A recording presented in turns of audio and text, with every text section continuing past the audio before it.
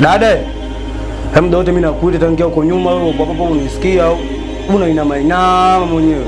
Unafanya na swali hivi ndio nini? Mimi tena nyuma saa 2 saa hizi bwana. Ndio nakuhangaika huko. Ndio hapa yeye anakuja chakula tayari. Wewe umekaa unainama ndio nini? Mimi tena nyuma bwana. Kwa hiyo ndio unisikia au? Ndio tunaongea na wewe bubu au? Tami subiri kwanza. Kwa sister sikia bwana mimi tena niuma. Wewe muda wote unakaa hapa kaka una swali unafanyaje? Mimi tena niuma bwana saa 2. Nonga na wewe unakaa kima manake nini sasa? Kwa hiyo unanidharau si ndio? Au si ndio mpaka tuapige nyinyi na wengine si mkoje nyinyi mambo yenu nini? Sasa kangoka nikombe kitu kimoja. Mimi sasa nataka kuoga. Nikuodia hapo kuna chakula tayari. Alafu sasa unakuja hapa na pia. Uone.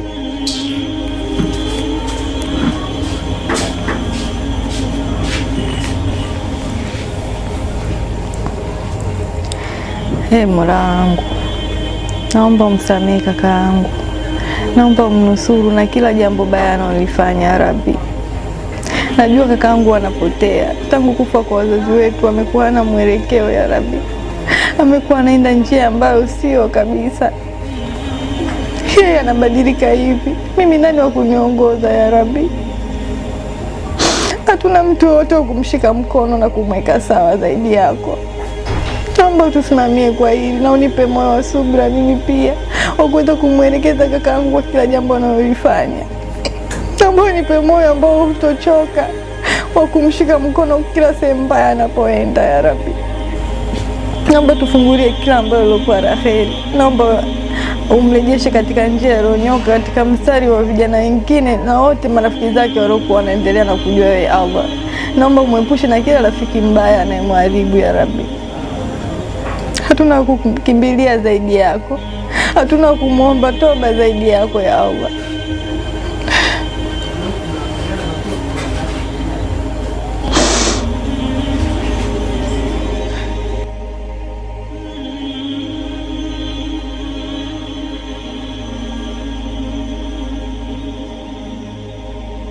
Assalamu alaikum warahmatullahi wabarakatuh. Wa alaikum salam warahmatullahi wabarakatuh. Kwema? Kwema kabisa, sijui. Mshukuru Mwenyezi Mungu sisi tuko salama. Vipi hali ya kaka yako? Kaka yangu Sheikh bado kabisa. Anapozidi kuongea naye na yeye ndo anazidi kuwa mkali kabisa.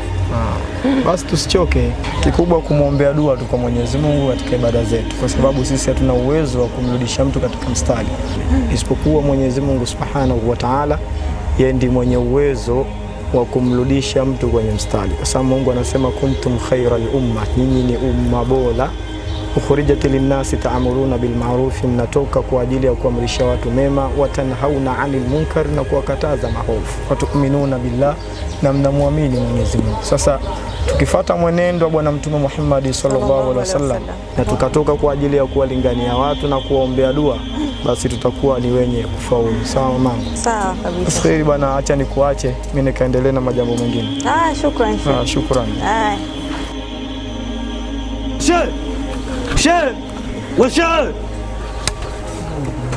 Assalamu alaikum.